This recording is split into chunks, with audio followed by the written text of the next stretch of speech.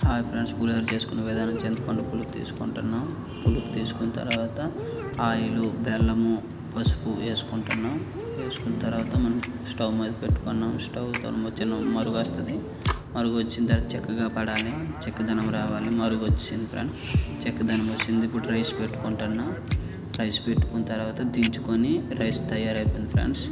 తయారైపోయిన తర్వాత ఇప్పుడు అల్లము, పచ్చిమిర్చి పోసుకున్నాం. పులిహోరకి ఇంగవ, పలుకులు, పోపులు వేసుకుంటున్నాం. బాగా వేగిన తర్వాత బాగా వేగాలి ఫ్రెండ్స్.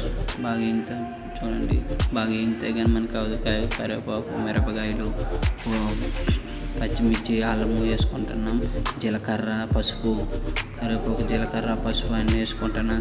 ఆయిల్లో వేసుకోవాలి. వేడెక్కిన తర్వాత ఆయిల్లో వేడెక్కిన తర్వాత ఇప్పుడు రైస్లో వేసుకుంటున్నాం. రైస్లో వేసుకున్న తర్వాత నిమ్మకాయ పులుపు, చింతపండు పులుపు వేసుకోవాలి ఫ్రెండ్స్.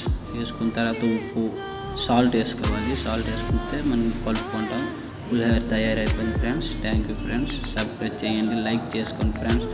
ఇది మా కంట్రీలో మంచి ఫేమస్ ఫ్రెండ్స్. ఏదైనా ఫేమస్ ఫ్రెండ్స్. బాగుంటుంది, చాలా బాగుంటుంది ఫ్రెండ్స్. పులిహోర అయితే చాలా బాగుంటుంది. Thank you friends. లైక్ చేయండి, షేర్ చేయండి, సబ్స్క్రైబ్ చేయండి ఫ్రెండ్స్. మళ్ళీ కలుస్తాం ఫ్రెండ్స్. థ్యాంక్